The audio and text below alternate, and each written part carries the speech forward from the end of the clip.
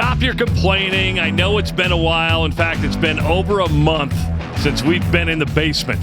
And the reason behind that is Dr. Rob Zatechka has been a busy, busy father. You've been a busy father, right? You had all the wrestling shit you had to take care of. Had to get it done with. I shouldn't say get it done with. It's happening. I got to go. It's the thing. How did the state wrestling tournament go, my friend? It was, it went solid. She got upset in the quarterfinals, which I think is going to gnaw at her for a while, knowing her. But came back, finished fourth. She and the number one overall seed both got upset in the quarters. Oh, wow.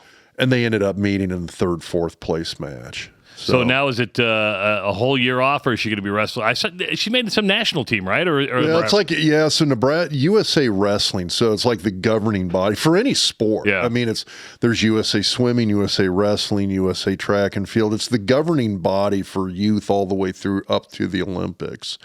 So Nebraska's, I don't know if chapter is the right word, but the Nebraska Coalition for USA Wrestling. Is putting together. They're essentially trying to grow it on the whole, especially in terms of getting kids towards the international competition, your Pan Am Games, Olympic Games, World Championships, etc. And so one of the things the leadership within the state has done is basically putting together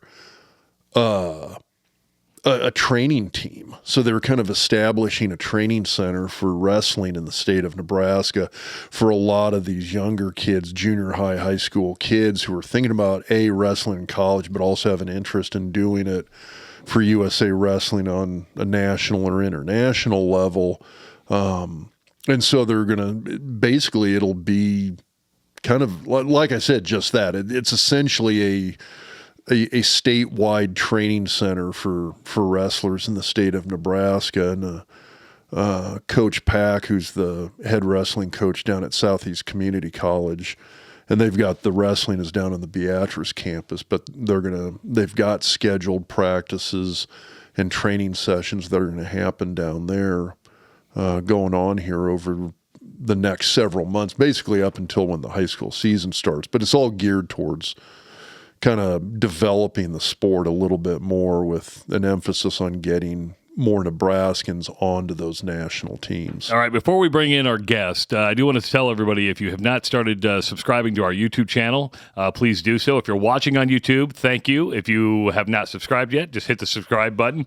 If you don't follow Dr. Rob on Twitter, you can do that at Doc Talk Sports. You can also follow me on Twitter at Travis Creates. Now, into the basement for officially the second time, but the first time for the Doc Talk podcast. Look who it is, a former teammate, Brenden Stai. What's up, man? How are you? Good. Do you guys hang meat down here? It's a little cold. See, that's your Arizona blood coming out, dude. Cali. Is it Cali? I got thin blood. Well, Arizona, 2 years, and then Cali. So all right, there. Got it. So, yeah. It's all warm.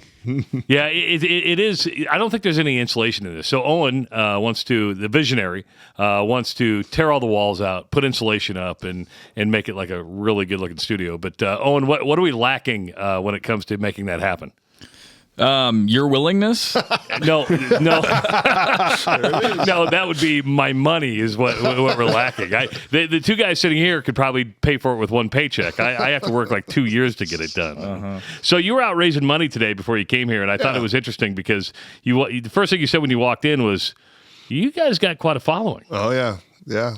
I mentioned the fact that I was going to be visiting you guys this afternoon, and they're like, wow, they haven't been on in a while. I'm like, Doc Talk, yeah, it's a thing. Has it actually been a month? Yeah, matter of fact, I posted the Bruce Chubbuck interview on January 28th. Wow. Yeah. Okay. Yeah, that was right before sub-districts. Yeah, so we took a whole month off. I promised I was going to try to do 2 a month, but I wanted to be respectful of your fatherhood and not call you all the time and give you time off. Well, the thing, I mean, so there was the wrestling thing. There was other stuff too. I broke my ankle. What? Now it was a minor fracture, but I mean that kind of slowed me down a little bit. Self-medicated though, you're good. Well, I know a bunch of orthopedic surgeons, which is really helpful. Here's the funny part, Brenden. Yeah. He fell on the bleachers. He was walking down and fell in front of everybody. We were at a big wrestling tournament down in Olathe South, and I'm walking. I get up to walk down to the gym floor, and I look down the row and I'm like, well, I can make 6 people stand up and get out of my way to go to the stairs, which would have been smart. Or I look in front of me, there's nobody. It's just, you like walk on top of the bleachers. I'm like, well, I'll just do that. It'll be great. Take, I don't know what, 3 steps and kaboom. And it's those old school, like high school wooden bleachers. Yeah. So when you land on them, it just makes this ear-shattering bang. Oh, yeah. And I mean, I look up and there's probably 300 people in the gym and at least 100 of them are looking at me. Did you get an applause? Did you land gracefully? Oh, no, it was Rob. Like a lot of dear gods. Like, how are we going to get that thing up off the right. You're not small, Rob. You're not small. No, I'm not. Neither one of you guys are. So the rules of the basement are we just we talk about just about anything and we drink. Now, Rob and I are drinking beer, and we want to thank Steve Swanstrom from Centris Federal Credit Union, the president and CEO there, his daughter goes to dental college up at Marquette, and he always brings back the new Glarus.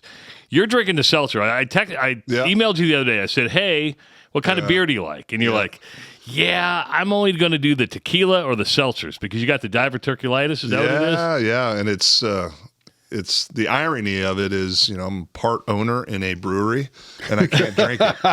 So which one are you part owner in? Imperial Ales. Okay. We were the first micro in that state of Nebraska. Now we're in 12 different states, but yeah, it's a shame because I absolutely love beer, especially the micros, the IPAs, and just come to find out, I was having some issues with my stomach, and I went in and saw a doctor, and he's like, well, what's your diet? What are you eating? He goes, let's try you on some fiber, and then let's see if you can kind of figure out what's irritating it. And sure enough, any sort of smaller seed or yeast in the beer is what was upsetting my stomach. Oh. So what kind of pain? Is it like you're passing a stone? What the hell is it? Feels like it. It feels very sharp. It's down in kind of like your lower abdomen area. And come to find out, I had some tests done, and I've got diverticuli throughout my entire stomach. Really? Yeah. And so typically it happens like in areas, you'll get inflamed. There's little pockets where, you get the infection and it gets inflamed. I've got those pockets throughout. So, you figure it out. Popcorn's another one. Gosh darn it, man. I love popcorn. That's a religion for me, right? Watching a movie, you got to have popcorn. Don't eat it anymore. Sucks. So what how come because tequila has no grain in it, right? Right. It's a white alcohol. Tequila, non-irritant. Matter of fact, it's like a probiotic for your stomach. It helps you digest. Oh, there you go. Wow. Okay. Yeah, the probiotic. Science. Is tequila. Yeah. He sounded more like a doctor than you are. A little bit right there. All of a sudden, I'm sitting here going like, okay, tequila. It's good for you. It is. It's a white alcohol. It's good for you. You got it. Now, everything in moderation, Rob. Right. Well, if a little's good, a lot's got to be better. Yes, now, you've hung out with Rob. Rob doesn't do anything in moderation. No. Do you know how many times he's been here in the basement? We record for 2 hours. He's like, I got to stick around for about 3 hours more. Because it's like an hour. Can't get enough. Rob, you've passed out here before. No, that was a nap. Good. I took a nap. I was tired. It was a nap. I work hard. I took a nap. That's it. I mentioned nap. I podcast super hard. Yes, you do. We mentioned it's your second time to the basement, and we had here's what, I've never talked about this because I thought it was going to be like this big secret release, but we recorded, 3 or 4 podcasts with the entire pipeline, minus Zach, because Zach just doesn't show up. I'm just having fun with that. Yep. You guys... He's hard to track down. He is. He's a busy guy. Busy He's got guy. a really big one in the hopper right now. I don't know if you read about it. Iowa State. Oh, really? Yeah, Goldenrod, they're doing a huge $250 million project. How much do you ask him for money? Say, hey, dude. Yeah. Oh, yeah. Hey, dude. But brother whatever happened to all those we did like 4 podcasts. Yeah, what happened? I don't know. I got to talk to Joel and Aaron. I think we're still planning on doing sort of like a timed release with them. Right. They're outdated now. Yeah, a little bit. How can they be outdated? We were talking about us in the 1990s. A little retro. It's timeless.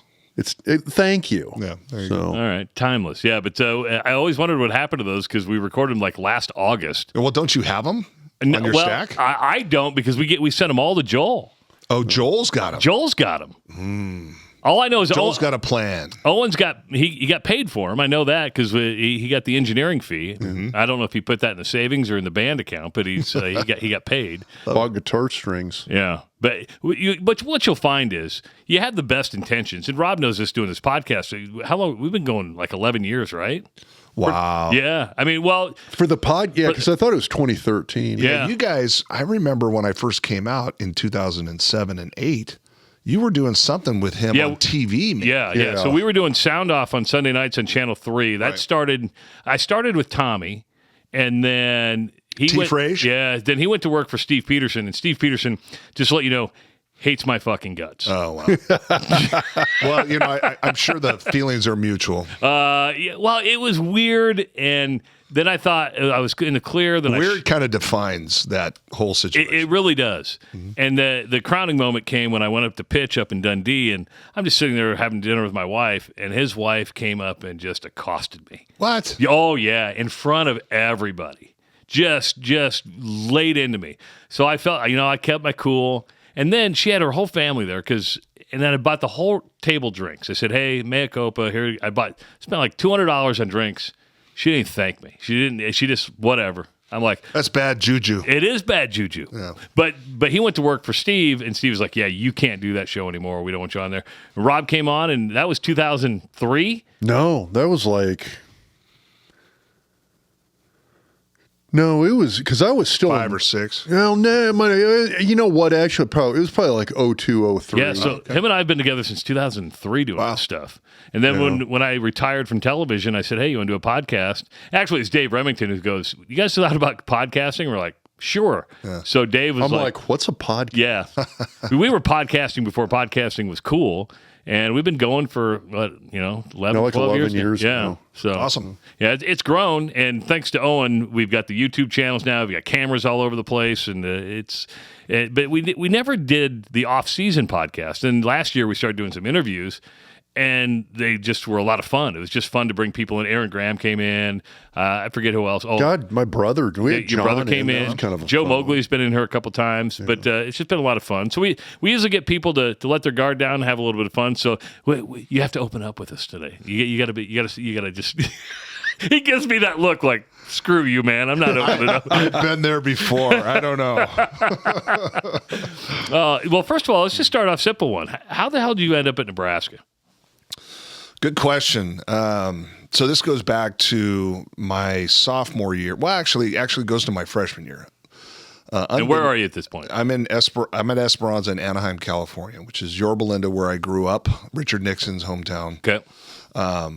That's where the library is and whatnot. So as a freshman coming in the football program, you have to take shop, right? You have to take, you weld stuff together and whatnot. And you have to build your own squat rack. So we did as a freshman, and we worked out in that for 4 years. Back when it was legal to advertise for colleges with posters and whatnot, that the schools would send high schools advertisement for their universities.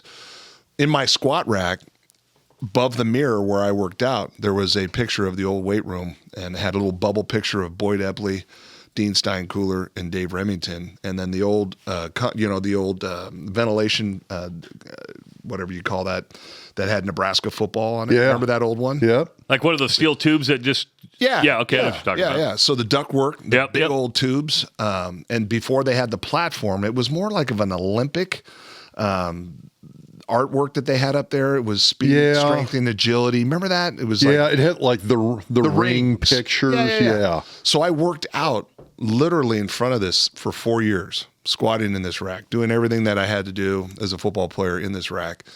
My 10th grade year, the first letter I ever got was from Purdue. And back then they used to advertise, or not advertise, but they would recruit by sending coaches questionnaires.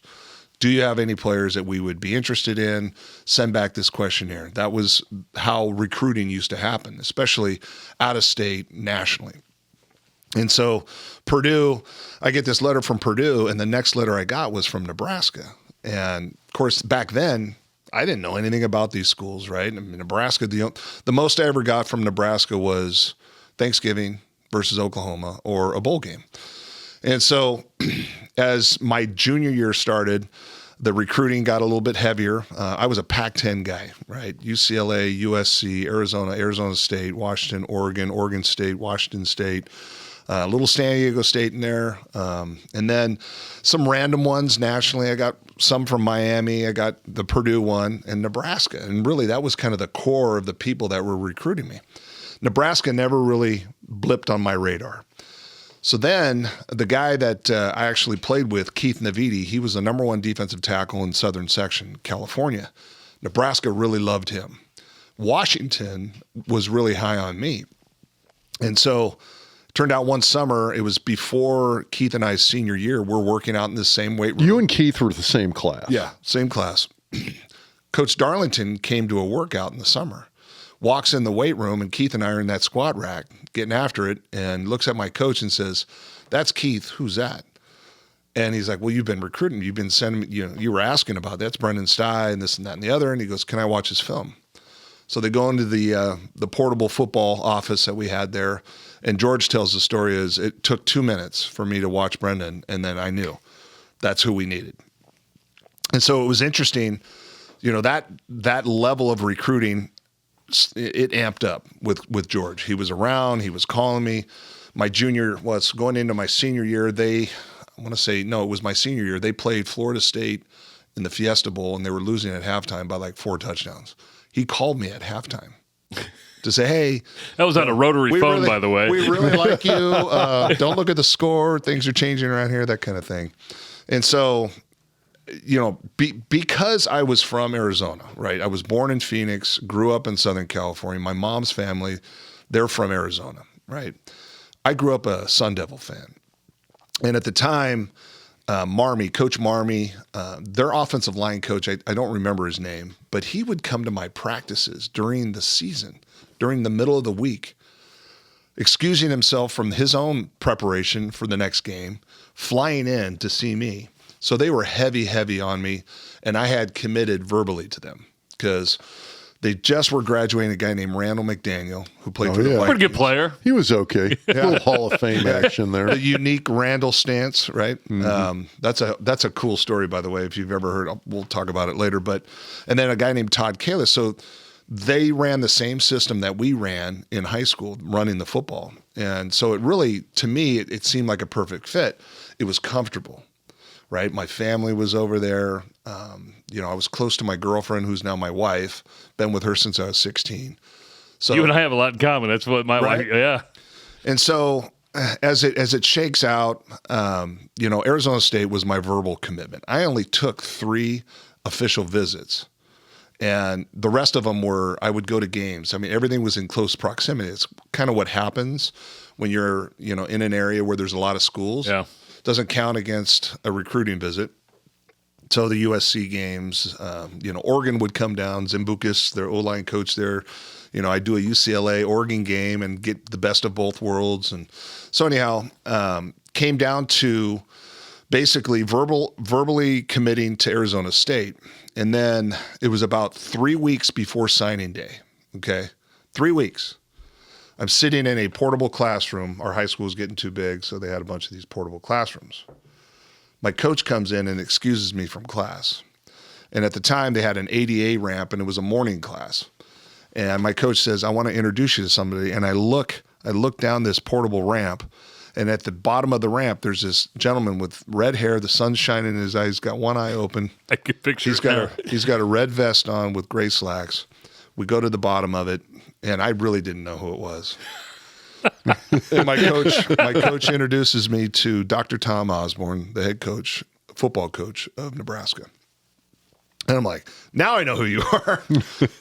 Back then you'd have to go to the library and pull up fish on articles to find out anything. There was no internet, or nothing, except Thanksgiving or a bowl game where they were getting beat.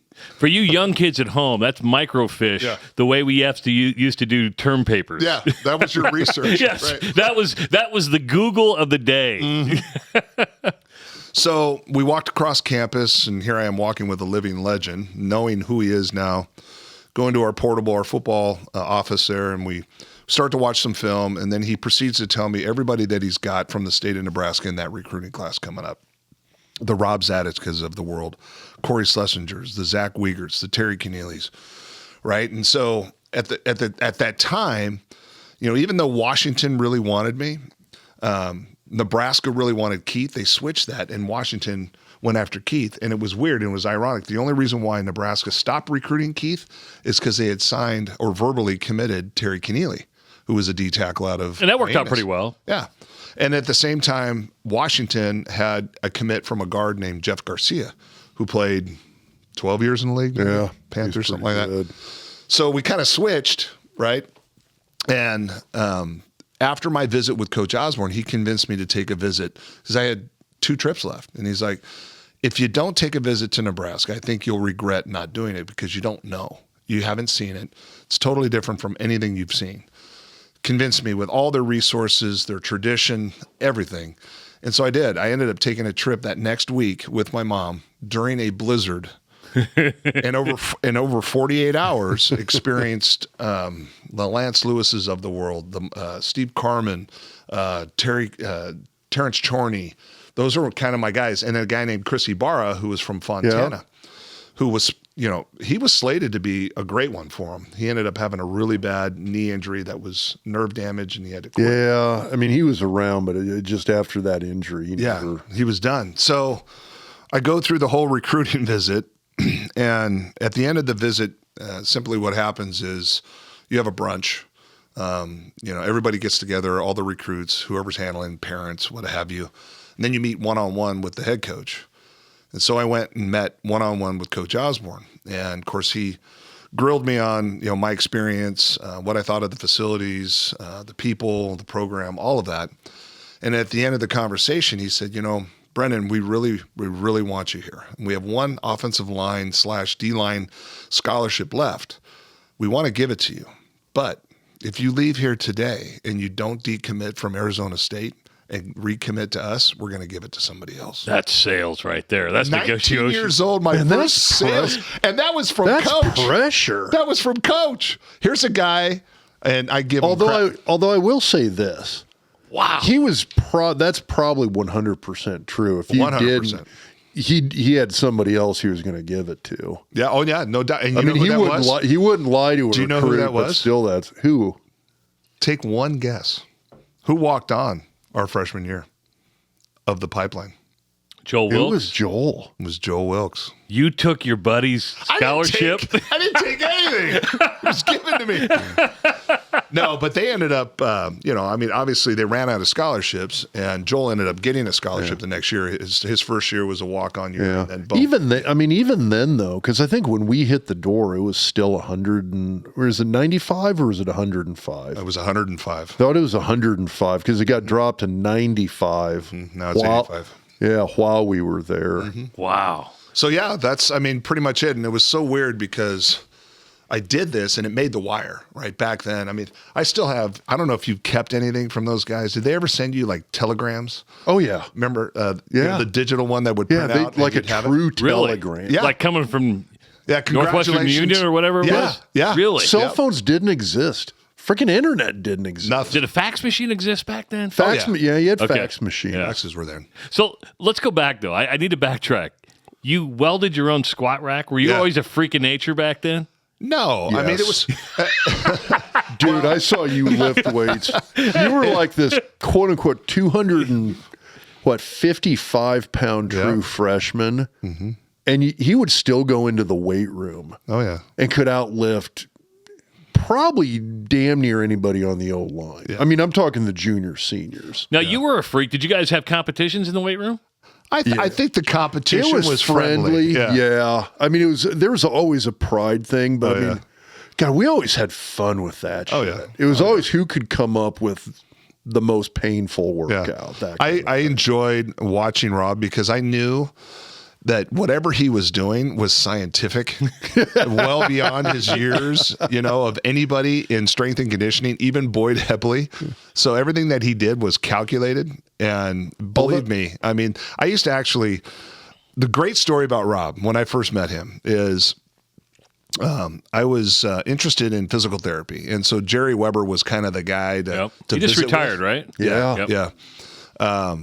And so they were in the Shrine Bowl at the time at Memorial Stadium. And I came in like 2 weeks early. I stayed with George Darlington out on his farm. And, I was just trying to get settled in. And I was visiting with Jerry Weber in the training room. So I walk in. And training room, as you walked in the door, there was a bunch of tables for treatment and getting taped. And there was this giant man sitting there, 2 bags of ice with wires coming out of them, 5 o'clock shadow, flat top, looked like a senior offensive lineman, like a Nebraska lineman should look like, right? And I'm like, oh, shit. So I walk by him and I go and I talk to Jerry and a couple minutes goes by and I hear this, Brenden. And I turn around and there's Rob. And he's like, I'm Rob Zatechka. How are you? And the only thing I remember about Rob at the time, I knew Rob Zatechka name, but the only picture I ever saw of him was this like nerd little bubble picture in the, what was the magazine? God, was it Super Prep? Super Prep. Super Prep. Yeah. So here's Rob. I mean, Rob at the time, you were 290. Probably 285. Yeah, so this would have been what, like August before our freshman year? You guys were prepping for the Shrine Bowl. Yeah. You were 290 already as a freshman? Yeah. He was a large man.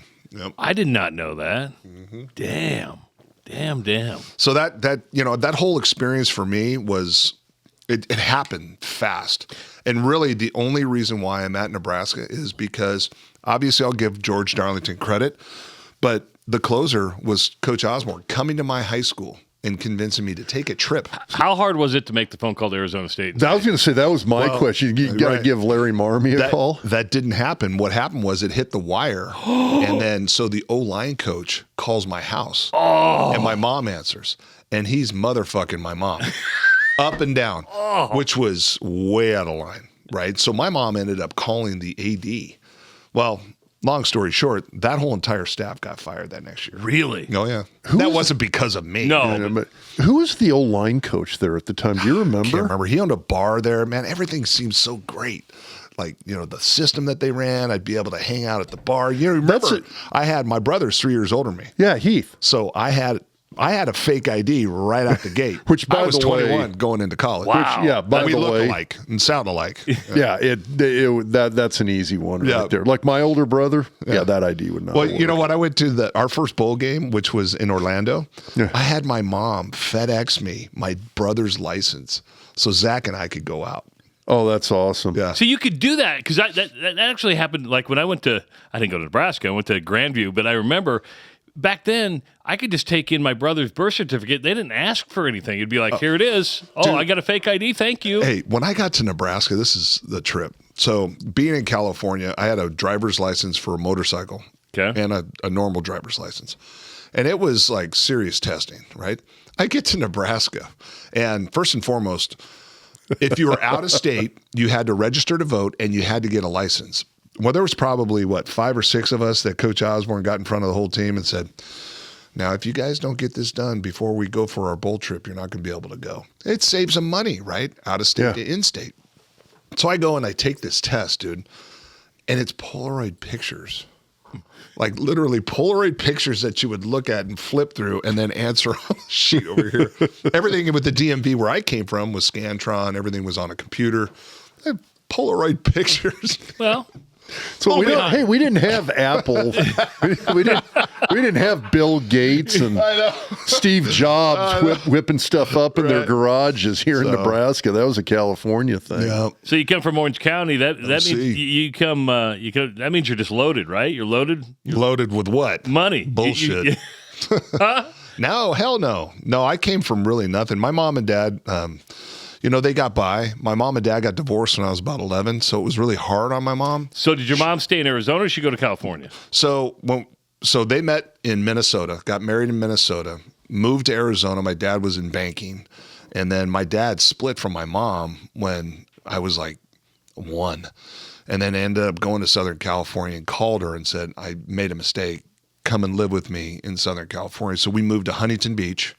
And we were there for about a year and a half, and then we moved inland to a brand new neighborhood in a very old agriculture, orange grove, if you will, Yorba Linda.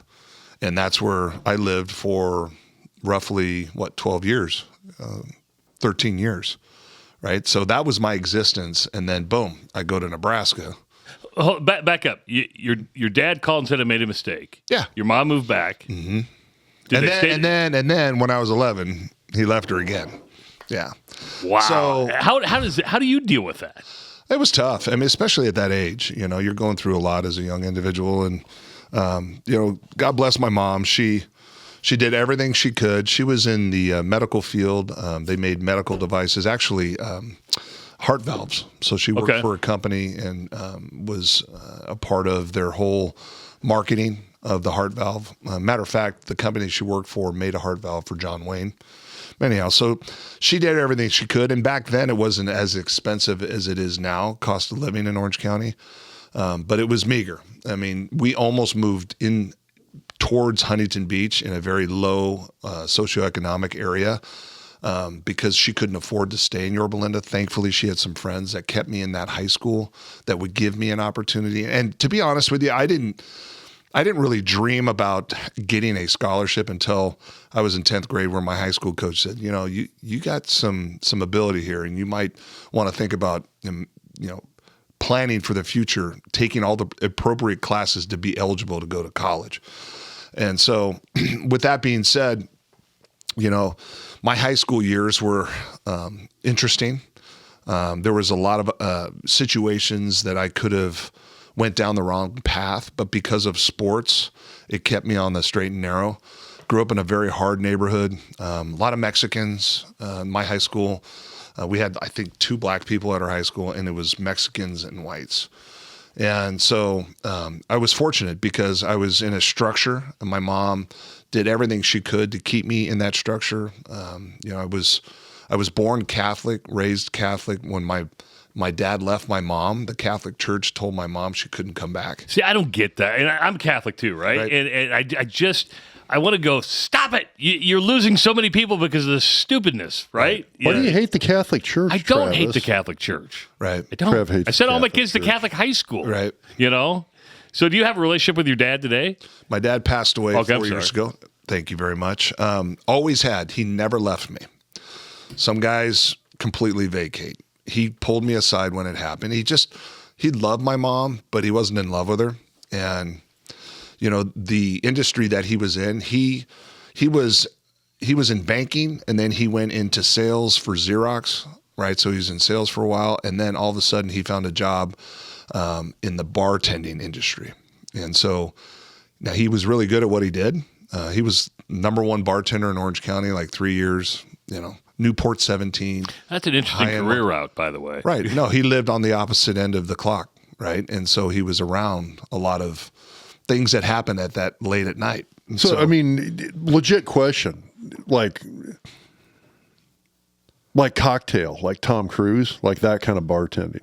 kind of, sort of. I mean, not necessarily that tropical kind of fantasy type of flipping bottles around and everything else, but he actually, he would manage the entire restaurant. Gotcha. And then run the bar as well. And it was a very high-end restaurant, bar, if you will, at night. So, I mean, it was, and it's still there today. And then he kind of bopped around in a couple different restaurants. Bastango was another big one down there. It was a really successful Italian restaurant. And then got into another one called Portofino, had some ownership in that, and that was in La Habra. But, my upbringing was interesting because as soon as my dad left the picture, there was no real fist, no hammer, right? No father figure. No father figure. No man. So my mom ended up, here she is raising 2 young men. My brother's 3 years older than me. Basically having to figure out how to be our friend and not our mom because, I mean, she'd tell us to do something, be like, really?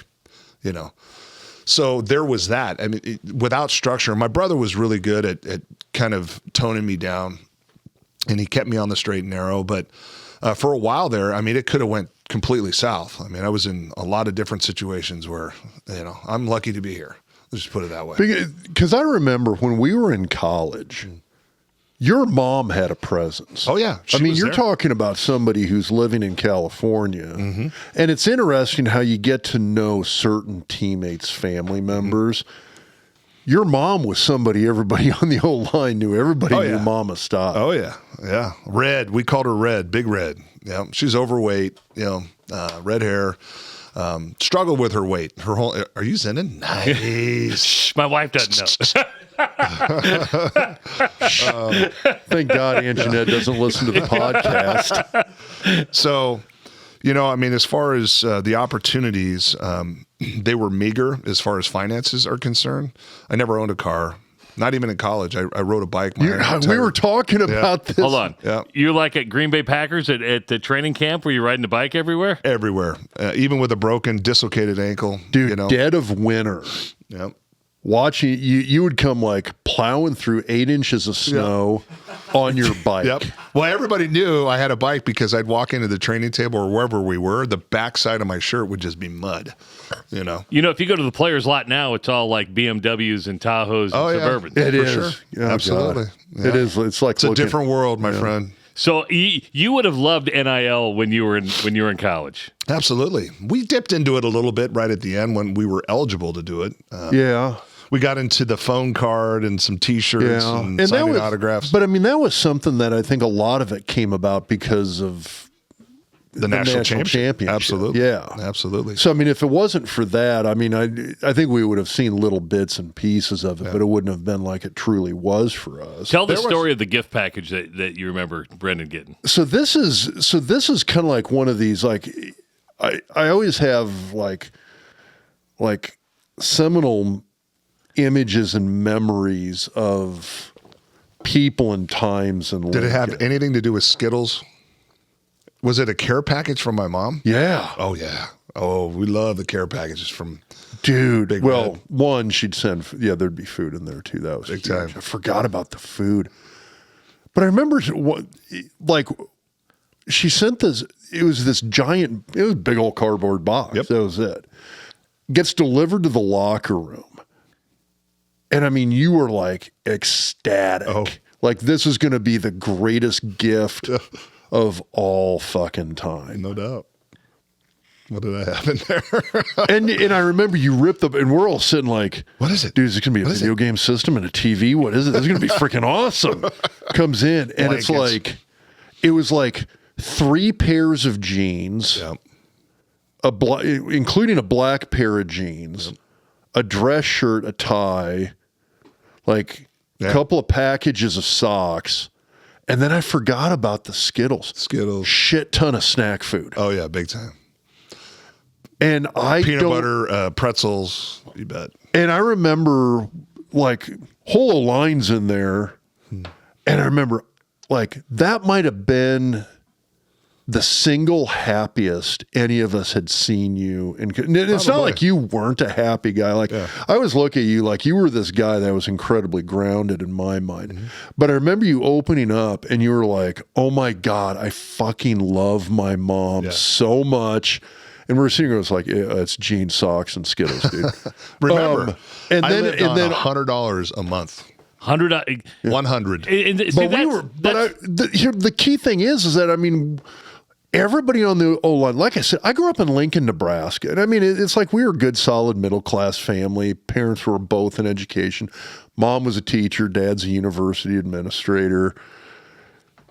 But and it's every Lincoln. Weekend, Cost of living it's nothing. Yeah. But every Sunday, what are you going to do? I want to go to my parents' house and eat a whole bunch of free food. Mm-hmm. Easy. Zach, you know what? If I want to buzz back up to Fremont, I'll see the folks up there. Whatever. It's when you're in state, it's a lot easier. It's so easy. And I just remember how happy you were.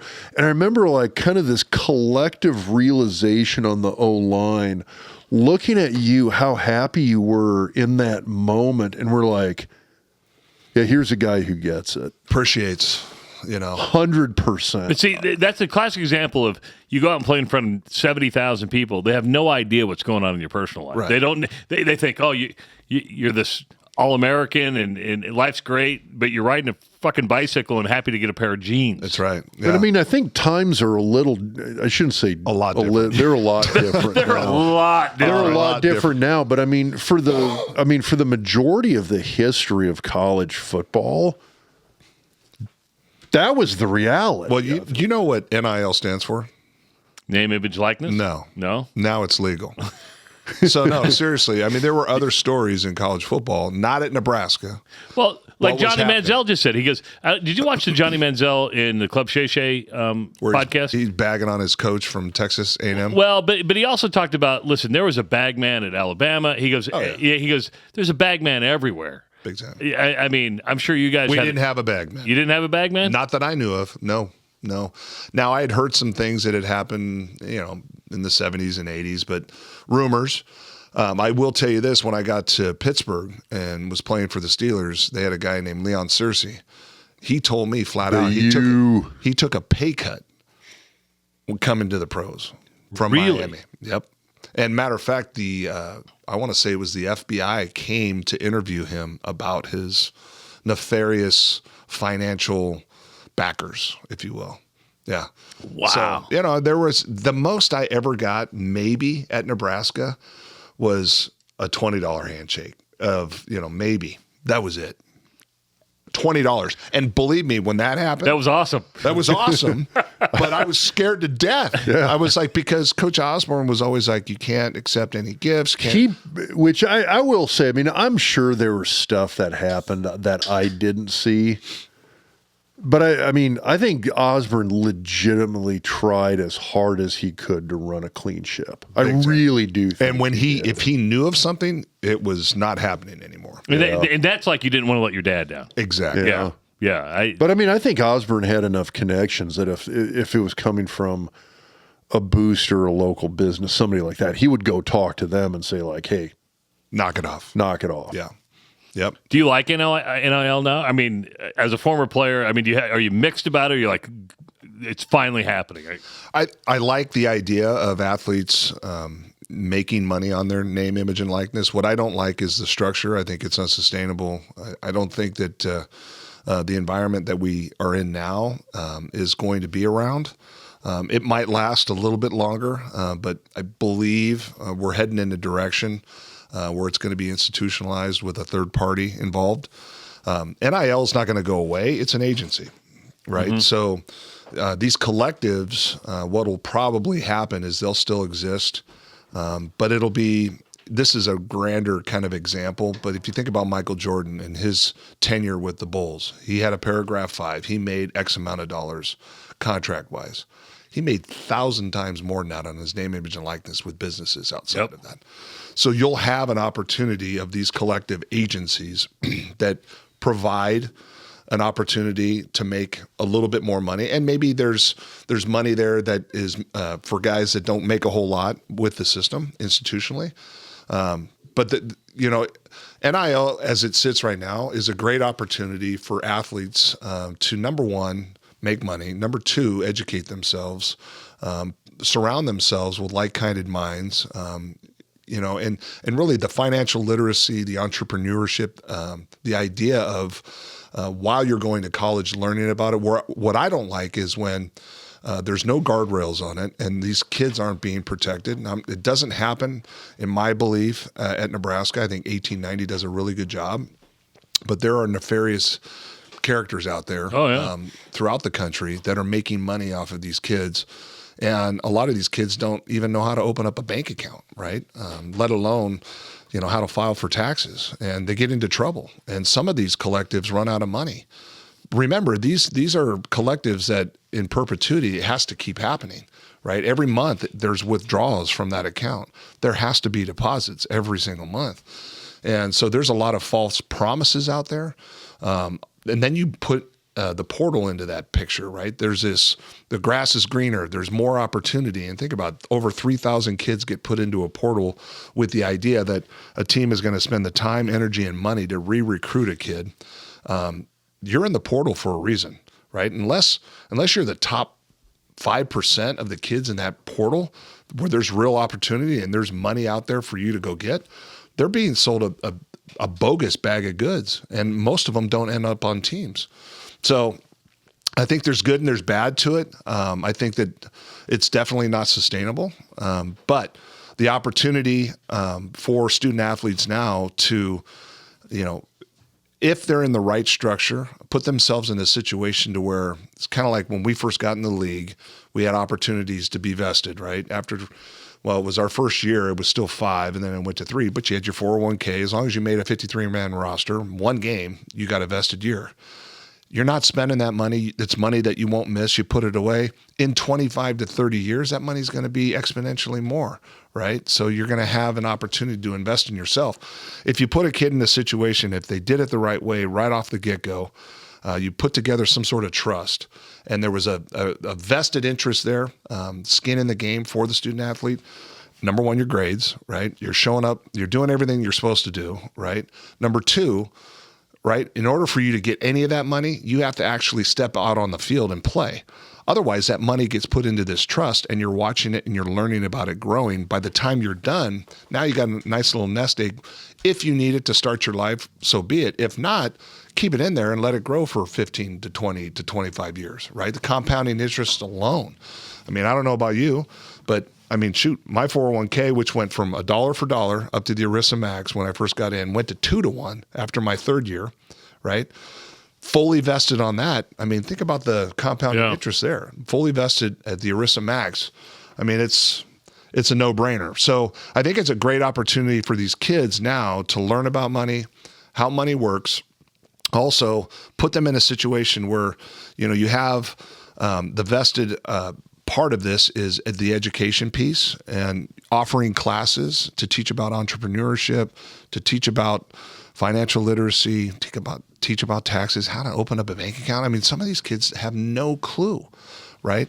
So with all that, there's that vested as well, that little nest egg, what the money that they're getting, they're going to have all this knowledge, this education, as by the time they're done, 9 times out of 10, these kids don't make it in the pros, right? And if they do, it's 9.9% of the time. Exactly. I mean, exactly.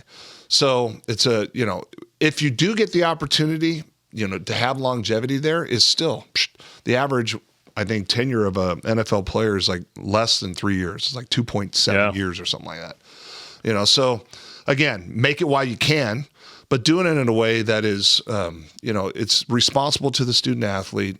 You're looking out for their best interest, putting them in positions to where they're setting themselves up for their future and not solely thinking about, I need to go, spend this money right now, right? I need to invest this money. I need to focus on getting a great education. That's hard to do for a 19-year-old, because I'm 53 and I want to spend money on I know it. And there's the education piece of it, right? Yeah. It's, putting some of that money aside and putting a majority of that money aside and really investing in your future or your families. Yeah. The other thing I like about NIL is if you think about, and I love the pitch from 1890 right now, and it's a good one because think about most of the players where they come from. Think about my situation. I didn't have any money, right? If I could, think about how much I love my mom, what he was talking about. If I had the opportunity to help my mom and put her in a better situation, have her fly out every weekend to watch when we're at home, making a car payment, making a house payment, those type of things. I think that there's a lot of greatness that is in that with NIL. How much did your mom get to watch you play when you were at Nebraska? Well, I only played for 2 years, and half of one of those years, I broke my leg and dislocated my ankle. Right, so she came to every home game that we were there. So she didn't. Yeah, she went. No, she didn't even go to the national championship game. She wasn't there. My dad was there. Yeah, my dad came. She couldn't afford it. No way.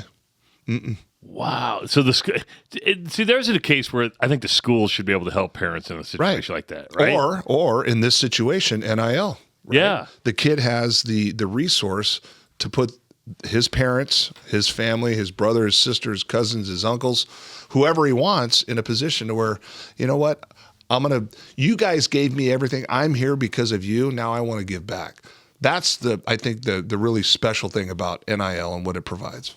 Wow. I can't believe your mom wasn't at the national championship. That almost breaks my heart. My dad actually drove cross country to be there. Yep. A bicycle? Yeah. Yeah. Tricycle. When did you guys, this is for both of you, when you guys both show up as freshmen, did you know you were something special at that point? And two-part question, did you know you're something special? And the truth is, I think I've been around college football a long time now, a good portion of my career. I don't know if there's ever been a better offensive line. I know people are going to, and you know me, Rob, I'm an Iowa fan, but I was there to cover you guys. There's never been a better line, has there? It was a unique situation where you had, Rob actually was the first one to get an opportunity to play. He was the first one out the game. You've never told me that. Yeah. He was the first one to get on the field out of all five of us. I am the first Nebraska football player in history to play as a freshman, to start a game as a freshman. I did not know that. That was a redshirt freshman. Okay. And it was one game.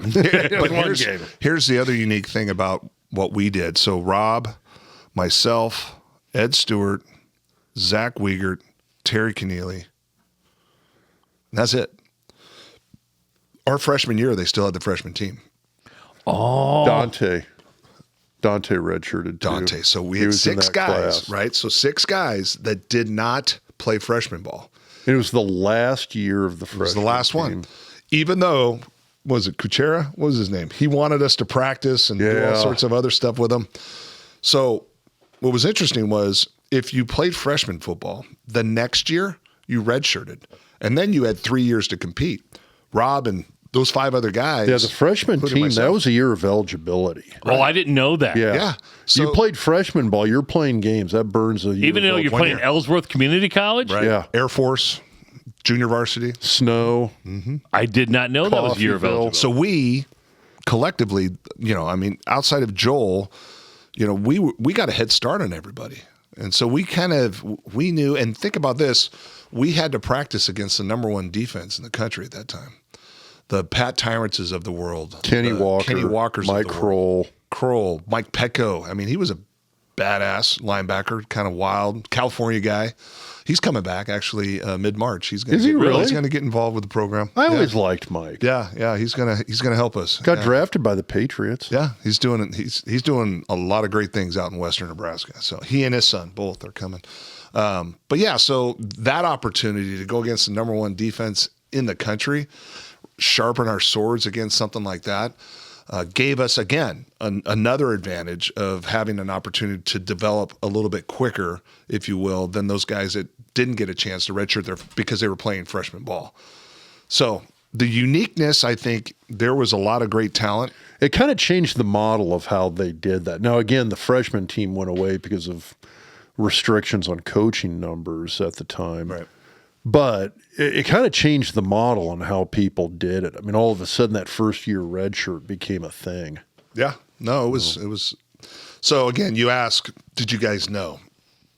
I think the realization of we had something potentially, not only just as an offensive line, but as a team, probably was going into our junior year. And I think we had all the makings, probably missing a couple different things, maybe scheme-wise, maybe getting over a hump in one game.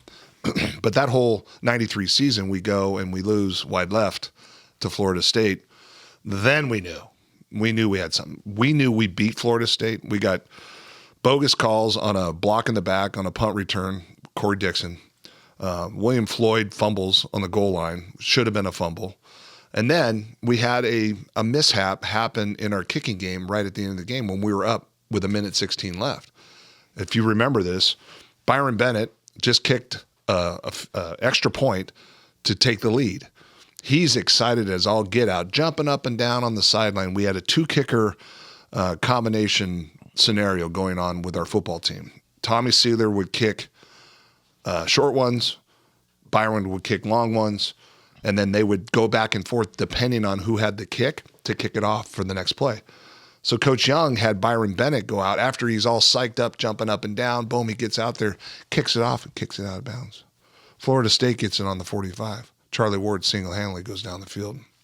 And that was the game. Yep. We had one more shot with 1 second, but if you go back, there's so many things that happened in that game. We knew, I'll never forget, sitting on that bus, going back to the hotel, looking at Mark Gilman, and just going, we should have won that game. We're coming back. There's no doubt in my mind we have something special here. And truly, we had kind of a good mix that year, too, of offensive line. We had Kenny Malin. We had Lance Lumberg, Rob, myself, Zach. Trying to think who else. Joel played a little bit, I believe. So Joel actually, I was the backup. I'm not sure backup's the right word. Rotate. I was the swing guy at tackle. Yeah. I was the quote unquote starting left guard, but I was the guy who gave Lance and Zach like breaks at tackle. So I'd go in, That's right. play a series or two at left guard. Then I'd go to left tackle for a series or two, right tackle for a series or two.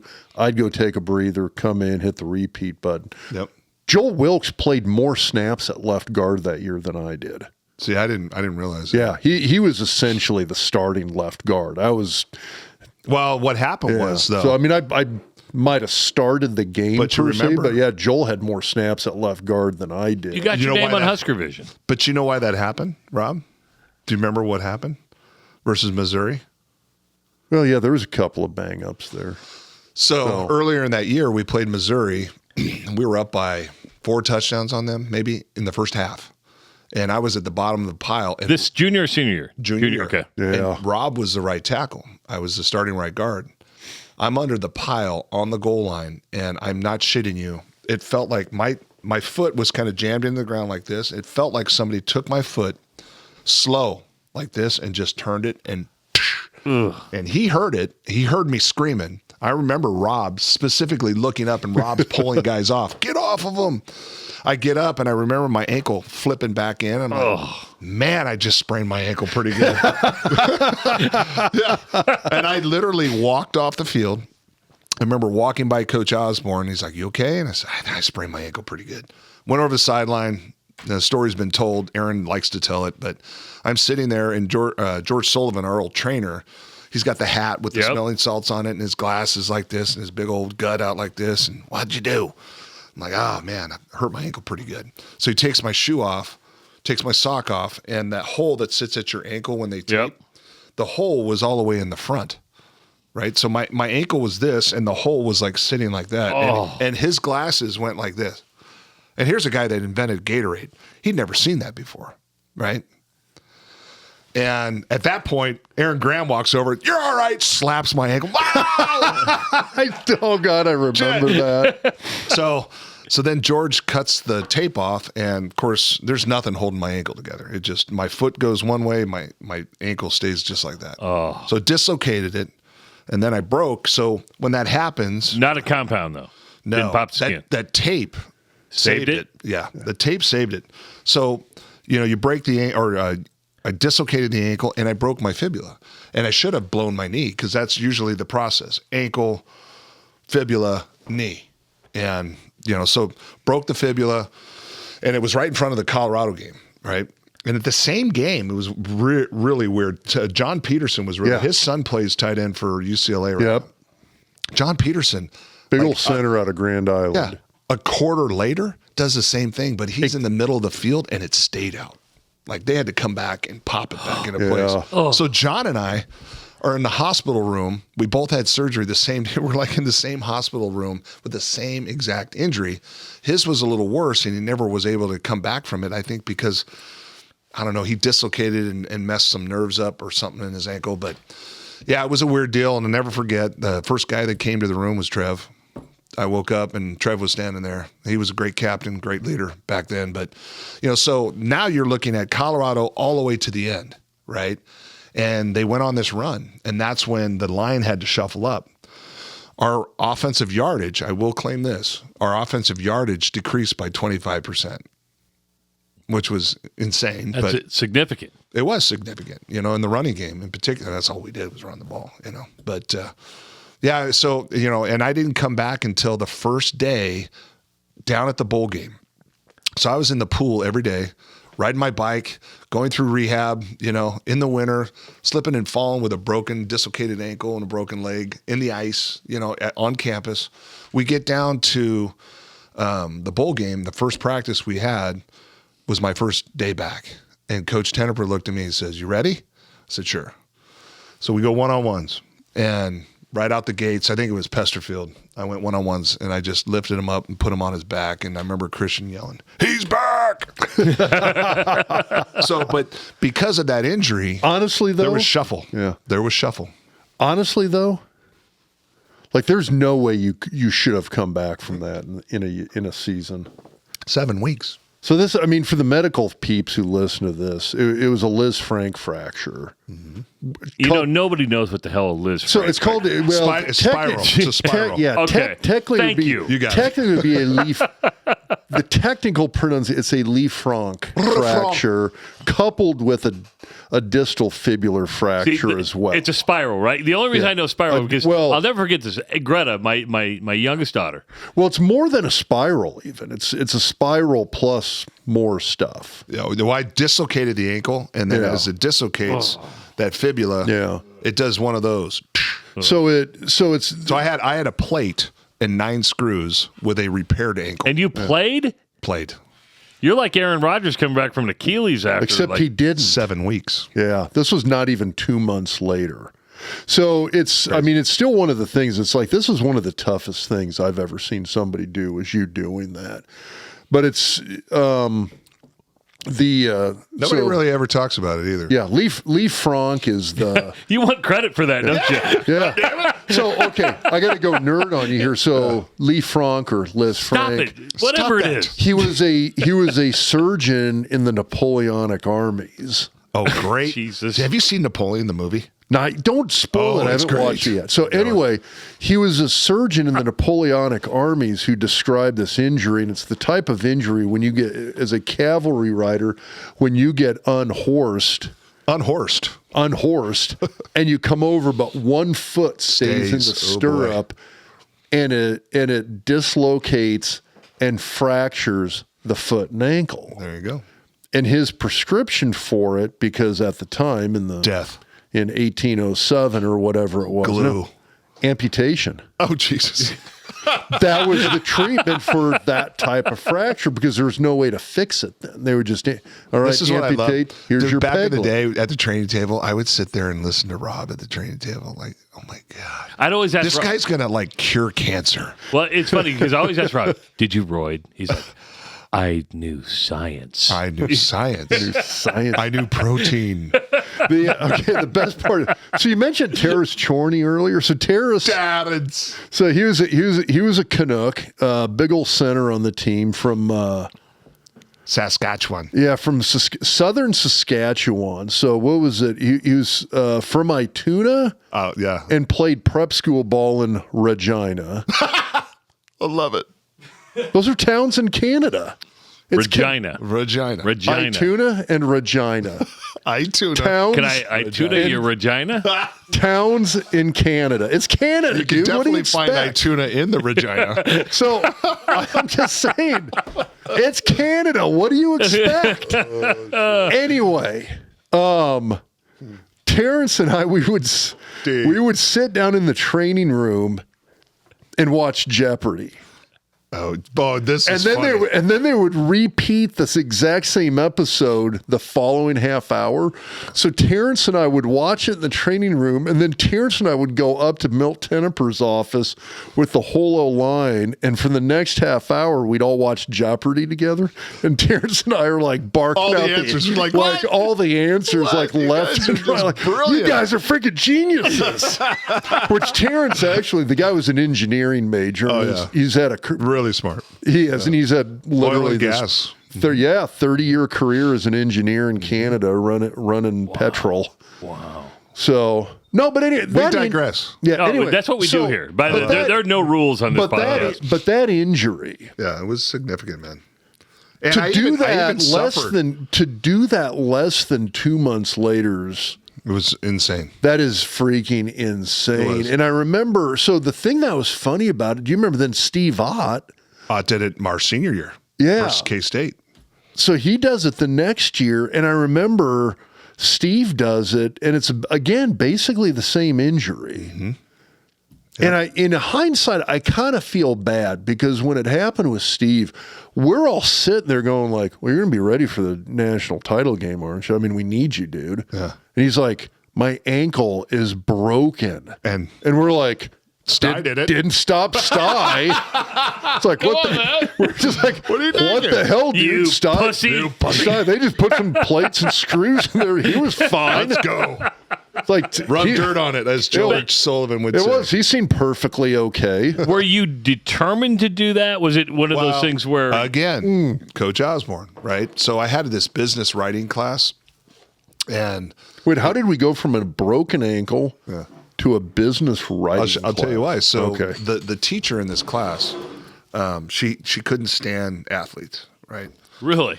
Yeah, and You mean help pay your salary because the athletic department makes I know, money? exactly right. Probably the smartest students you had. But Right, exactly. So, it was a great class, but I didn't enjoy her. She didn't enjoy me, and it was the one class. Remember, I didn't have a car. I lived with two roommates. Mark had a truck. Tommy had a truck, and they both had to use it. They couldn't take the time out every day to take me to class. So here I am in a boot after I had a cast on it for 3 weeks. I'm in a boot, and I'm going to class, and it's just getting to be winter. I'm riding my mountain bike in ice across the campus, and you know how slippery that shit is. So I'm like, screw it. I'm not going to go to this class. I can't stand her. From 12th and G to campus. Yeah. So I'm walking from our locker room to go to the training table. I got the boot on, and Coach Osborne's coming over, and this is South Stadium, right? So he's going to his office. I'm going to the training table in the West. And he stops me, and he's like, "Hey, Brenden, I heard things are going really good with your treatment, coming along ahead of what anybody thought." And he goes, "Here's the thing: if we stay on this run and we don't lose, we're going to have a chance to play in the national championship."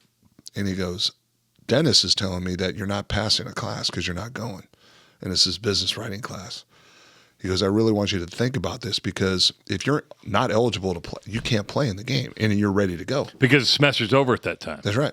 So if I had kept doing what I was doing at the time, I wouldn't have been eligible to play in that game. So I'm like, it just takes one or two comments, a pat on the back, a bolt of energy. I'm like, I'm going to do this. So I ended up going, actually licking my wounds with her, and I ended up getting a C- in the class. Right. And I retook the class because I wanted a better experience. It was a great class, but I was eligible, and he was right on. He was spot on, like he always was. And he brought levity to it. He made sense of it. He wasn't forcing me, but he was nudging me and saying, you're not, it's just not going to ruin your college career. But think about it, right? If you have the ability to come back and you're not eligible, you're going to be kicking yourself in the ass for not doing it. So because of him, that motivated me even more. I was in that swimming pool. I'd watch these guys walk over to the cook, and they're waving at me, and I'm in the swimming pool with a weighted vest with Doak Ostergaard, getting my conditioning in, non-weight bearing in the water. Every day. You guys remember walking by me. Because when you're injured, you're probably away from the team. I mean, when you get injured, you're cancer, dude. Yeah. You're literally, you feel like people don't want to talk to you, look at you, touch you, be around you because, oh, Jesus, I can't, if he's hurt, if I interact with him, I might get hurt. That's how you feel. Which it's a weird dynamic on sports teams because it's.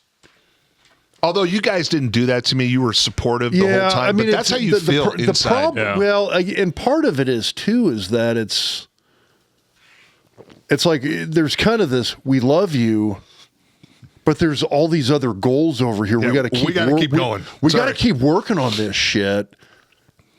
Keep doing what you're doing. We love you. Get your ass back to us as soon as we can, as soon as you can. Yeah. And it's kind of weird because when high-level athletes get injured, some guys, you see some guys, for lack of a better phrase, they kind of embrace the injury and the treatment, the rehab. You have to. You go into this different environment. Yeah. You get depressed at all, or were you just hold on. Well, when it happened, some guys, my mom and dad were at the game. I looked up, and I had dreams. I wanted to play in the pros. And at that point, I was like in the zone. If you can imagine an offensive lineman being in the zone, I was playing at a high level. You're playing good that year. Because I was at the other guard spot, and I was like, I'm going to get so many more pancakes than Brenden. No. I'm not getting any more pancakes than Brenden. But, in a zone, right, up to that point. And I remember thinking, I'm sitting on the sideline. And the night before, I had so much great luck. My brother was in town, too. So my whole family was there. I won. For that Missouri game. Yeah, the little punch cards at the gas station? Yeah. I won like $125 on a punch card, all plums. I'll never forget it. So you doubled your salary in a punch card. I look at my brother. I'm like, dude, we're going to win. We're going to kick ass. I'm going to have a great game. Boom. It's going to be great. Next day, crushed. I never forget, I look up in the stands. My mom, you can imagine, I'm looking for my mom because I know she's worried. I just look at her and I go like that. Really? And at that point, I felt like my career was over. That's how depressive and down in the dumps you get when you get injured. And on top of that, my girlfriend and I, wife now, we had broken up, right? So I was in the basement as far as my psyche. It was terrible. So did Jack help you through that? No, not at that point. Jack really kind of plugged in. I think our senior year, it was more Unity Council. He started that, and then he actually great story about Jack. We're digressing. Yeah. That's all we do. That's all we do here. Jack, and I tell this when I give tours, because we do have 5 full-time psychologists. At the time, Jack, I think Coach Osborne recognized there was a problem on the team when it came to blacks and whites. There was a split. There was. You would go to the training table and it was all black on one side and all white on one side. And Coach didn't like that. So he addressed it. And then I think that ultimately led to a unity council, which was not necessarily senior leadership, but leadership on the team that got together and policed themselves. And it still is in existence today. I think in some shape or form, Nebraska has really kind of revolutionized a lot of things, right, along the years of being in existence in athletics, and Coach Osborne was a big part of that innovation. But that's just one little piece of it. So Jack came in our senior year, but the one thing that I do remember with Jack was before the national championship game, we all met in my room, Aaron and I's room, and we got together, and this is 7-8 hours in front of the game. And Jack, it is the first time that I ever was introduced to visualization. So he brought us into this environment in the room. Everything's quiet. Everything's dark. In football, in particular, on offense, you script plays. And so what he wanted us to do was come there prepared in our minds with the first 10 plays. And then he wanted us to go through each play systematically. But not only that, but in front of that, he got us to the game, right? He brought us all the way down, almost to where we were hypnotized, like I felt, just in this very mellow, quiet place. And then it's like, get to the game and visualize all of this. You're getting in the game. You're putting your pads on. Going out, you're warming up. You're in the first series. Here's the first play. You're in the huddle. You see the quarterback. You hear the play. You go to the line of scrimmage. You see the defensive formation. You run the play. All the way to seeing yourselves winning the game. And then by that time, he's like, boom, okay, now you're at this level of Are you jacked at that total point? consciousness, right? Bill Murray quote, Caddyshack. Anyhow, so for you. I'm going to drink one of your Topo Chicos. do it, man. Sorry, I drank all your appreciate beer, you. Trav. Owen came and took my last one. That's because Owen hates you. He does. He does. But I Despises used that visualization the rest of my career. Really? Yeah. Even through the pros? Oh yeah, absolutely. The mental. So once you get to that level, it's 90% mental, right? You have all the ability to play the game, but the ability to overcome some of the demons that creep in there when you're playing, whether it's prepping and watching a guy that you're going against, or during a game you get beat, having the ability to overcome that. Not a lot of guys can. A lot of guys go into the dump, or a lot of guys can't get themselves. It is such a unique experience playing football, especially at a high level, college included, and even high school. You wake up the day of a game, things look different, they smell different, everything's different. It's like you're going into a fist fight, right? And it is a premeditated event that you're going to. You know what's going to happen. It's coming, right? And so it is a bizarre, correct me if I'm wrong. I mean, it's an incredible experience. It really is. And then having the ability to kind of visualize yourself through some of those things and seeing yourself have success, that to me, outside of having injury, that creates longevity. That creates a person that's consistent. And those are the guys that have, without injuries, those are the guys that have long careers. Better relationships in college or pros? College. 100%. 1,000 times over, yeah. Just because of the business transaction of everything? It's the transactional part of it is a business. A lot of guys won't even engage in relationships at the pro level. Yeah, because you get invested with people, and then all of a sudden they're gone.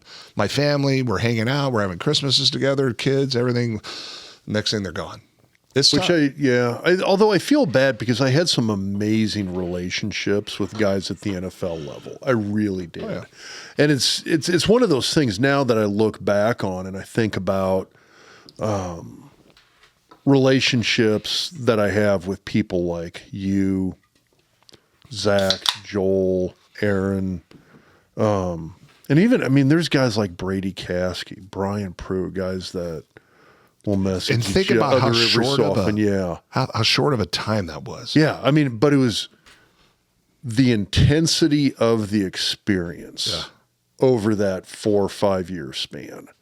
It's kind of what I think builds that. I feel bad because I think about at the NFL level because there was a handful of guys that I was with for a similar period of time, 3, 4, 5 years. That was maybe the max, because that's how long I played. But there's a few guys I played with for that whole time period.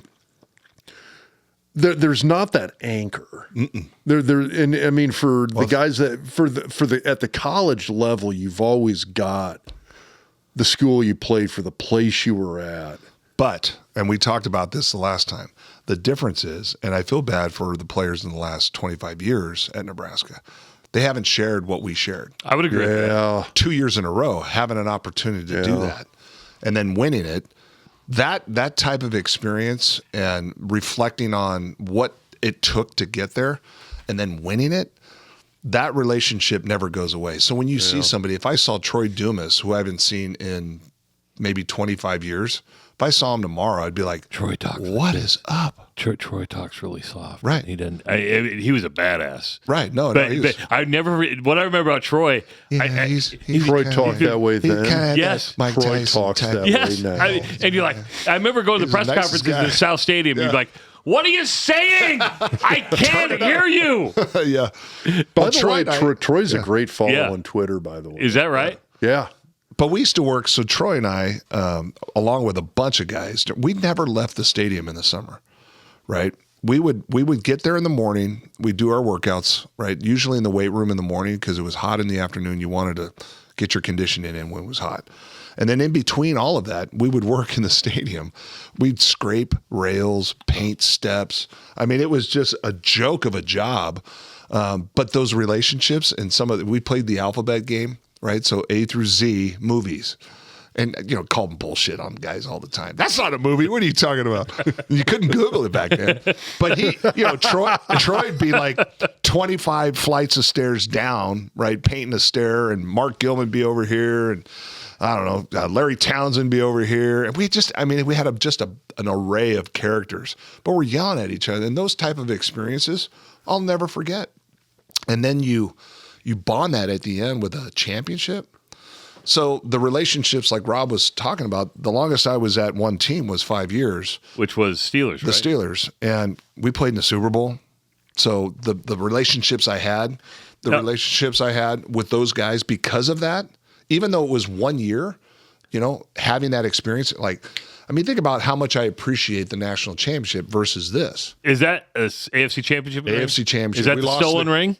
Yes, that is the stolen ring. That's so right. Take me through that, because that was gone for 9 years, right? 9 years, yeah. That's a great story. I got to let you know, because I'm like, God, I need to know what to kind of pull out of you for this interview. And so I go to your Wikipedia page. It's like, it's very short. The big old write-up on the cash for gold. Yeah, it's unbelievable. Like a stolen ring. I had no idea. Yeah, so when I was in Kansas City, I'd signed with the Chiefs. That's a whole other story. The irony there was Will Shields hadn't signed his tender, and I had played behind Will Shields at Nebraska. Here I was. They signed me. They needed another starting guard. They had Zot, myself. So they signed me. Aaron Graham was there, and that was really, to be honest with you, they were paying me starter money, decent contract, good signing bonus. But AG was already there, and I was like, shit, I'm going to go play with AG. Let's go, right? So anyhow, go to Kansas City, and we buy a house in Overland Park, Okay. which was one of the, I believe, the fastest growing cities in the nation at the time. It was just like house after house after house. We get there. I'm there for about 4 months, right? Off-season workouts, all this stuff. We get to camp, go through camp, and all the while in camp, and I think Rob was actually at their camp at the time, Jacksonville was having issues with offensive linemen. Baselli was coming back from a knee injury. John Wade had a broken foot. They had a rookie left guard in Brad Meester. They had another guy, and Rob wasn't there. He was a free agent guy, Anthony something, I can't remember. Cesario. And then Cesario. Their right tackle, guess who it was? I forget. Zach Wiegert. Oh. But the only reason why Zach was in there is because Leon, who I played next to for 1 year in Pittsburgh, had blew out his triceps. So Zach moves to right tackle. This other guy comes in there, and then Zach ends up dislocating his elbow a little bit.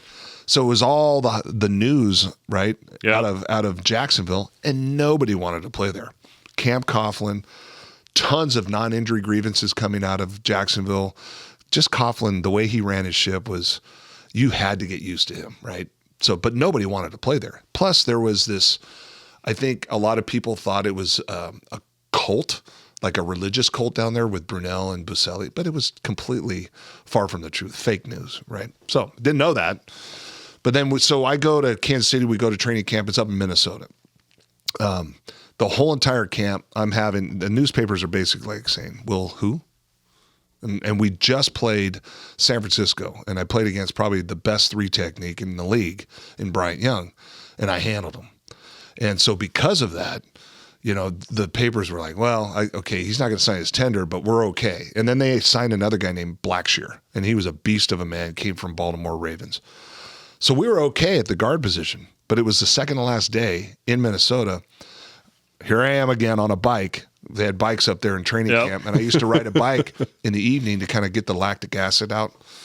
I'm coming back, and there's Will, and Will was notorious. He wore a black leather like trench coat, and he was standing in the lobby in Minnesota at training camp. I'm like, shit, something's got to give. You got 4 starting guards. There's no way. So we went back 2 days later, and we get into Kansas City. That morning practice, we still had 1 2-a-day left. That morning practice, I got 1 snap. Is Schottenheimer the coach at this point? Who's the coach? No, Gunther Cunningham. Oh, wow, Gunther. You forget about Gunther. He's the only reason why I was there. We played him 3 years in a row in Kansas City on Monday night. Yeah. And yeah, he liked what he saw. And he was a D coordinator at that time. So anyhow, so we're there. We're in Kansas City. That morning practice, I get 1 snap. The second practice, I get 0. And nobody's talking to me. Not one. And I'm like. So there's the transactional part of everything going on. I'm going, okay. All right. This is kind of cool, right? I don't know what's happening, but in the back of my mind, I'm like, fuck, something's going to give. Something has to, and it has to be me. So you have snack in the evening, right? And I'm walking towards Solari's office, who was the O-line coach at the time. He's sticking his head out his office door. And Solari was an okay guy, whatever. You know, they ran West Coast offense. Yeah. You know, he thought he was the next Bill best Walsh. thing. Yeah. And he was really smart. But so he sticks his head out and he says, hey, Brenden, Gunther wants to see you. And at that point, I just was like, oh, no. And it was like the longest walk I'd ever had up to that point in my career, thinking about everything, right? So I had a great camp, right? Everything was good. Will signs, something's going to give. I kind of forgot about the Jacksonville thing. I get up into Gunther's office. And first and foremost, I love the guy. He's passed away. Yeah. But Aaron Graham and I, we would play guitar every night in my room, right?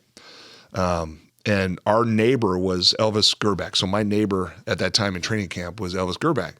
And Gerback so they had like a talent show, and it was for rookies. And Gerback's like, dude, you guys, come on. You guys got to get up on stage and play. And so we did.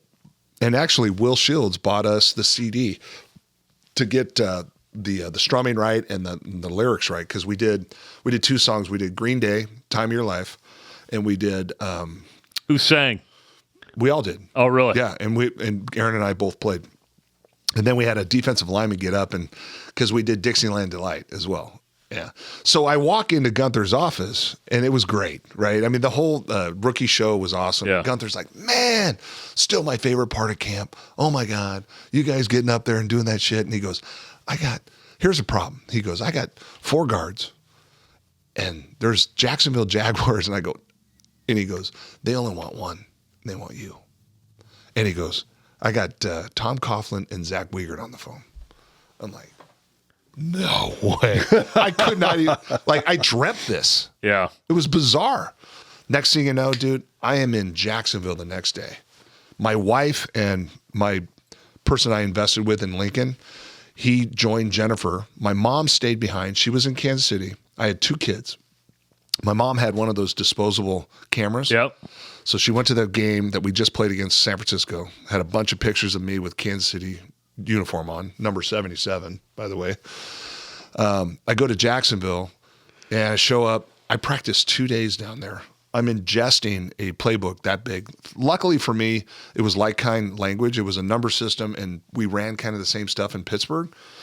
So 2 days to get ready for this game, we turn around and go to Kansas City.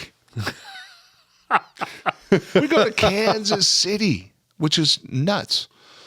And the funniest thing about this whole story was me walking. So I get there, right? Of course, Camp Coughlin, all that stuff. I mean, I'm just like, it's a whirlwind of things happening in my life. I'm getting traded to go to Jacksonville. We had to sell our house. We sold it in 1 day, by the way. It was a beautiful house. Good real estate market. Just like that. Oh, it was incredible. Get down there. My mom stays behind. Jen's down there. We're looking for a place to live. 2 days to get ready for this. I could not stand the offensive line coach. He and I have mended ways. I used to work those combines. What the hell? They're the guys that don't get drafted, regional camps. I used to work that for the NFL, and he was at one. So he and I kind of mended our ways. But, I mean, the guy was a screamer. That's all he did. Mike Mazer. You remember? Yep, I remember Mike. He was a complete spaz. In the meeting rooms, he was fine. I love that word. But on the field, I mean, the guy was, I called him pig vomit. He had a birthmark on his face, right? And he would just, the whole practice, right? So I get there, remember, learning this playbook, 2 days. The first week with him was okay, but he forgot to mention one thing. They had an audible system, and it was based on bodies of water on the left and celestial on the right. So moon, star, sun on the right, audible this way. River, lake, ocean on the left. So Coughlin tells me I'm not going to play more than 8 to 12 snaps. A game? No, the first game. Okay. Back in Kansas City. Okay. I go into the locker room right before the game. It was classic. I walk in there and I've got Jacksonville stuff on. And all the guys are going, Stai, what's up? I'm getting ready to play these guys in the last preseason game. That was cool. Get in the game, right? First series. They call play. They want to see me pull and trap. And again, I'm coming up the line of scrimmage and everybody's like, Stai, what's up, Stai? This shit. So we get down and, of course, it wasn't Brunell that was playing in this game. It was the last preseason game, so he wasn't playing. I can't remember the guy who was Mississippi State quarterback. Remember his name? Taller dude. Nobody ever remembers the Mississippi State I quarterback. remember. except I can Dak see Prescott. his face. I am blanking on. Just saying, Dak Prescott's the only Mississippi State But quarterback. I got Quentin Newhar at center, right? Yeah. I got, K-State, yep, there you go. Brad Ulysses, Easter. Nebraska kid. Yeah, great guy. Centennial High School. Love that guy. Really? So here he is. I'm pulling to the left. It's a short little inside trap. Get down, and of course, quarterback calls an audible, and my coach hadn't gone over that with me. So I'm geared up. I'm ready to go, and I pull out of there, and it's a 3-step drop for him. I pancake the quarterback. Luckily, he doesn't fumble. Pancake him, and of course, I'm in my mind going, "Oh shit! I'm not even. I'm going to get fired before I even get on the field in regular season." I look over the sideline, and even Coughlin, all of the coaches are laughing their asses off. I didn't think it was that funny, but so the game plays out, and next thing you know, here I was in Jacksonville, and it was just like in a blink of an eye. That's your life, right? Yeah. And it was crazy. Okay, So- that's kind of weird because How'd your ring get stolen? oh, we're gonna go back to the ring. That was the story, by the way. Okay. So the ring, remember, we had the house. Yeah. I left. All of my stuff had to get shipped down to Jacksonville. And before I left, I remember looking at it on my Rolodex. thinking, I'm not going to bring it. That was my memory. So we go, everything's in storage, and down there it's got to be climate control. And we had maybe 4 boxes because the house that we rented was on the ocean, Jack's Beach. It was nice, right? But we only had what we needed. It was maybe 3 weeks into it. I woke up one night, I'm like, my ring. Like literally, like what? So I spent the next couple of days when I had time to go through these boxes. I'm like, shit, I'm gonna have to wait until the end of the season when we move into a house, right? They sign me a new contract, we're gonna stay, and go through everything to find my ring. So, I mean, everything unfolds. I'm not gonna get into everything that happened after that, but I never found it, right? And then 9 years later, I get a call from my mother-in-law. And it is the Fort Lauderdale Police Department who was contacted by Cash for Gold. And so, Cash for gold now. right? Exactly. So what they had a system to where they would screen things coming in, right? And a lot of people were stealing shit and trying to get money for it. I mean, that was just what was happening. So anytime rings would come in, they would verify, right? Making sure that they weren't stolen. And they had 3 at the time, and one of them was mine. So they contacted Fort Lauderdale police. The only number that Fort Lauderdale could come up with was through the Steelers, and it was my mother-in-law's house in Yorba Linda, California. So they called. The Steelers ended up calling. Well, the Lauderdale police called the Steelers. Steelers called my mother-in-law. My mother-in-law calls me and said, they found your ring. And so then what happened was, because of that, the owner of Cash for Gold, knowing that, I guess celebrity, whatever, NFL, I was very happy that they found it. The only thing that was left of all of it was just the ring. They had hawked the what is that, onyx? Yep. And these were real diamonds. These aren't. This is a replica. So they had just the ring itself with no jewels in it. And the owner of Cash for Gold called me and said, hey, would you do me a favor and talk about what happened with your ring? Because there were some things that happened after that. Somebody had stolen it, and it was a maid at the hotel we stayed at in Jacksonville. She sold it to a jewelry store in, I can't remember where, somewhere in Florida, and then somebody ended up buying it, and then they were using that ring to make people believe that they were me. Really? And then, right? But I knew that because I had a feeling that happened, because when I was in Detroit, we had remember we were 0-11 my rookie year in Detroit, my first year in Detroit, 0-11. Our first game, we beat the Vikings at home. We're celebrating in the shower and everything.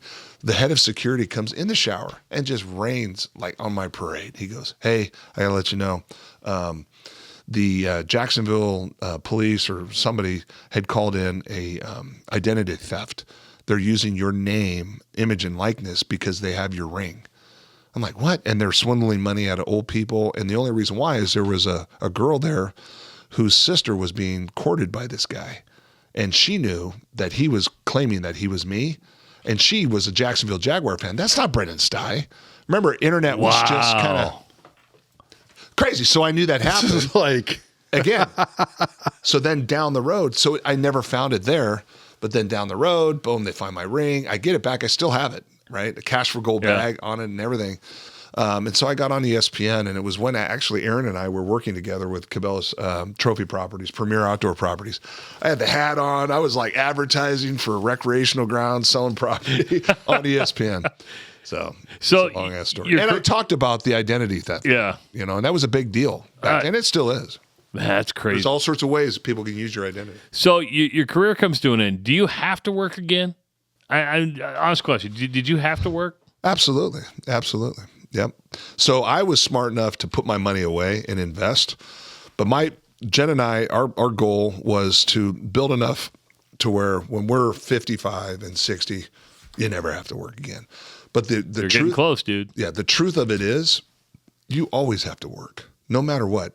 And it's so amazing to me because, people say they retire, especially at an early age. Dude, there's no way you can retire. I walked away from football. I quit football, but in essence, it never leaves you. And then you got to fucking find something to reinvent yourself because you're that person. Be a doctor. Yeah, be a doctor.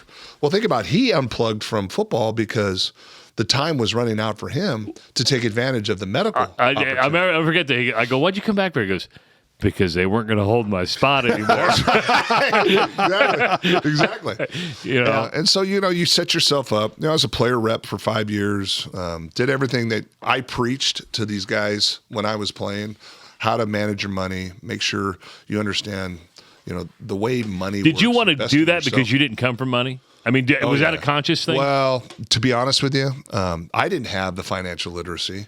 My wife did. My wife, her mom's CPA wealth management, and she still is to this day practicing. She's 76 years old, and she manages over $400 million of money. Oh, she does quite well for herself. Yeah, no, she's done very well. But then, with my wife, I was the guy that wanted to stuff my money under my pillow. I didn't really understand the investment side of things. And I'll never forget my second contract, which was going into my third year with the Steelers. How much was that? Oh, shit. My second contract. What was your biggest? Well, Detroit. That was my biggest. How much? Detroit was a $15 million contract. Again, it's not the contract, it's the signing bonus. Yeah. And the only reason why I signed with them, was because they stepped up. And, I was representing myself at the time. I was getting on a plane to go to the Giants, right? And I was maybe not getting on the plane. We were driving to Orange County Airport. I was in med school at the time, but I was long gone. Right. I'm getting on a plane, driving to the airport, right? So, who was the Big Ten commissioner? Warren? Well, yeah. Was, yeah. What's his name? His full name? Warren. Oh, come on. I'm drawing a blank. He was the pro contract negotiator for the Detroit Lions at the time. And because he's the president of the Bears now. He's the president of the Bears. He was a nice enough guy, but he was easy. He was kind of meek in his approach in contract negotiating. Kevin Warren. So I just told Kevin, I said, I'd purged him from my memory. I know. Yeah. Right. After the mishandling of the COVID stuff, I've seen he's gone. So I just told him, I said, listen, if you want this to get done, you better in the next 2 hours come up with the money that I want to sign. And he's like, we're not going to be able to do it. I was like, I'm getting on a plane and going and seeing the Giants. They want to pay me. And, of course, the general manager at the time of the Detroit Lions, Matt Millen. Oh, yeah. Yeah, Matt, talk about, I'm a guy that had no business doing what he was doing. Even though he was passionate, I mean, he was not. In over his head. In over his head. So anyhow, again, driving to the airport, boom, Warren calls me. He's like, you got it. And I was like, we pull over. I never forget, pulling into Mimi's Cafe parking lot, give my mom a hug. And yeah, so that was for me, that was the big one. So did you take care of your mom with all your money? Oh, yeah. Good. Absolutely. Good. Yeah. So you get done. You got you're going to retire at 55 or whenever. Yeah. You come back, you sell land with Graham. Right. You end up at the Husker athletic office. Well, is that where you want to be? I mean, is that? Yeah, I absolutely enjoy what I do right now. The thing about what I do is I give back to a university that gave me everything. Incredible opportunity. If I would have not made the decision to come to Nebraska, who knows what would have happened in my life. So I feel like I owe the university some of that, and it's enjoyable. It wasn't enjoyable through COVID, but I'm on track to do some other things. Of course, we're in real estate as well. I have my license. My wife has her own real estate team. She does very well. Help her on the side. So we have our passions. We invest outside of the state. We're in California as well, and in Arizona, and there's also, I always tell people, I was like, don't, if you have the ability to invest in real estate, don't hesitate and start early. Start building your portfolio. Right? Hear that, Owen? You hear that, Owen? Yeah. He wants me to buy property all the time. It's too late for me. It just takes one. It really does. So, we've invested in Lincoln. We've got a bunch of units in Lincoln, and it's a little bit of a headache because I manage them, but you need a property manager. We've tried that, and they rip you off. It's unbelievable. They nickel and dime your ass. So you're cheap is what I hear. Not cheap. Not cheap. Frugal. But my you two line, are alike. You are the most frugal man I know. You have to be. It's self-preservation. Yeah. Look out for yourself. Absolutely. So, I tell you what, Brenden, fabulous conversation. I appreciate you coming up. I know I was pestering you a lot, so I appreciate it. It was fine. And it worked out. Like I said, I had, I wanted to be able to kind of kill two birds with one stone. And so it worked out great. Glad to be here. Excellent.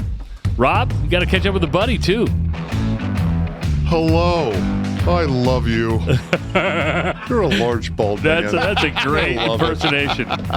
I got him down pat, brother. Hey, make sure to download the BetFred Sports app wherever you're at and use BetFred when you make your sports wagers. Big thanks to Husker Hounds, 2 locations in the Omaha area, so make sure to frequent Husker Hounds when you need your Husker gear.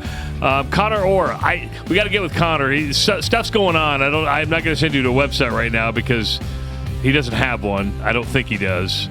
But if you need... He's a busy guy. He's a busy guy. He's a lawyer. Guy. He's an agent. Reach out and I'll give you Connor's information. And Citrus Federal Credit Union as well. Steve Swanstrom who gave us the beer. Appreciate the beer, Steve. That's right.